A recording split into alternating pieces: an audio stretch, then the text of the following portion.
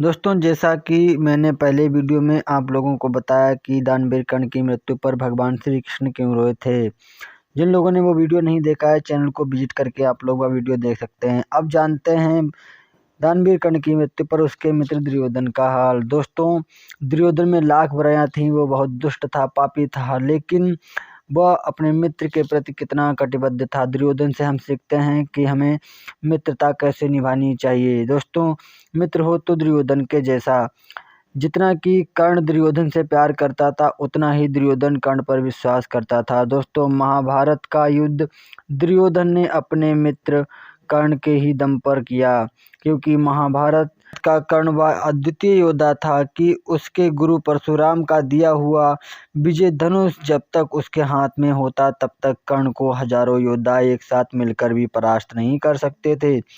और यह बात दुर्योधन को भली भांति पता थी, दुर्योधन जानता था। इसीलिए यह युद्ध से पहले स्वयं भगवान श्री कृष्ण ने दुर्योधन को समझाया कि वह केवल पांडवों को 5 गांव ही दे दे, युद्ध ना करे, क्योंकि अगर युद्ध हुआ तो कौरवों का समूल विनाश हो जाएगा। और वही हुआ कि दुर्योधन तो दुर्योधन है, और वह माने भी क्यों। जिसके पास कर्ण जैसा मित्र हो, वह किसी से क्यों डरे।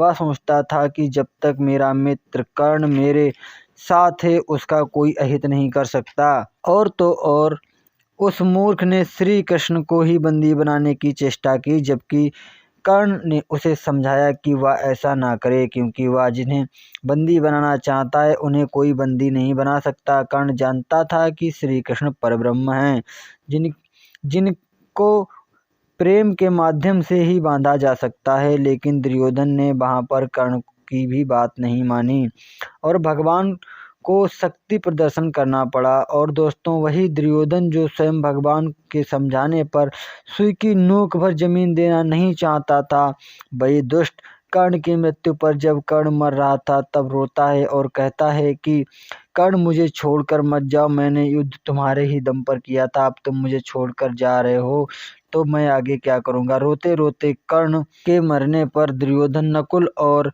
सहदेव के पास जाता है और कहता है कि तुम तो संसार के सर्वश्रेष्ठ वैद्य हो। दोस्तों, आपको बता दें, नकुल और सहदेव अश्विनी कुमार के पुत्र थे, तो मेरे मित्र को बचा लो। दुर्योधन नकुल और सहदेव से प्रार्थना करता है कि तुम मेरे मित्र को बचा लो, तुम्हें जो चाहिए मैं वही दूंगा। जब उनसे कोई जवाब नहीं मिलता है तो वह भीम के सामने जाकर गिड़गिड़ाता हुआ कहता है कि हे भीम, तुमने मेरे 100 भाइयों को मारने की प्रतिज्ञा ली थी, तो ले लो मेरे भी प्राण, पर मेरे मित्र को बचा लो। वहाँ भी जवाब ना मिलने पर युधिष्ठिर के पास जाकर कहता है कि सारा राज्य तुम्हारा, हस्तिनापुर और इंद्रप्रस्थ सब तुम्हारा, कहा ले लो, पर मेरे मित्र कर्ण को बचा लो। पर युधिष्ठिर भी चुप रहते हैं। वहां से भी जब कोई उत्तर नहीं मिलता है तो दुर्योधन अर्जुन के पास जाकर कहता है, हाथ जोड़ता है, रोता है कि हे अर्जुन, तुम तो ब्रह्मा अस्त्र को भी वापस लेना जानते हो, तो अपना अंजलिक अस्त्र वापस ले लो और मेरे मित्र को बचा लो, मेरे मित्र के प्राण बचा लो, मुझे मेरा मित्र लौटा दो।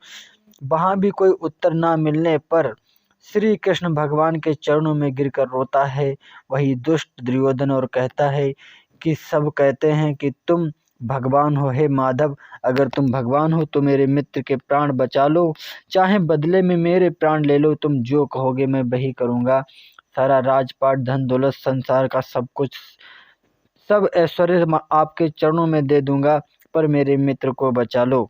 पर वहां से भी कोई उत्तर नहीं मिलता, भगवान श्री कृष्ण चुप रहते हैं। तो दुर्योधन बहुत रोता है और वह समझ जाता है कि अब मेरा मित्र नहीं बचेगा। कर्ण से कहता है कि मित्र, मुझे छोड़कर मत जाओ, परंतु कर्ण दुर्योधन को समझाता है कि मित्र, अब यह युद्ध रोक देना। और अंत में इसी तरह कर्ण अपना शरीर छोड़कर स्वर्गलोक की ओर प्रस्थान करता है। तो दोस्तों, कमेंट करके बताएं कि यह जानकारी आपको कैसी लगी, और ऐसी ही जानकारी सबसे पहले पाने के लिए हमारे चैनल को सब्सक्राइब करें, ताकि आने वाला वीडियो सबसे पहले आपको मिले।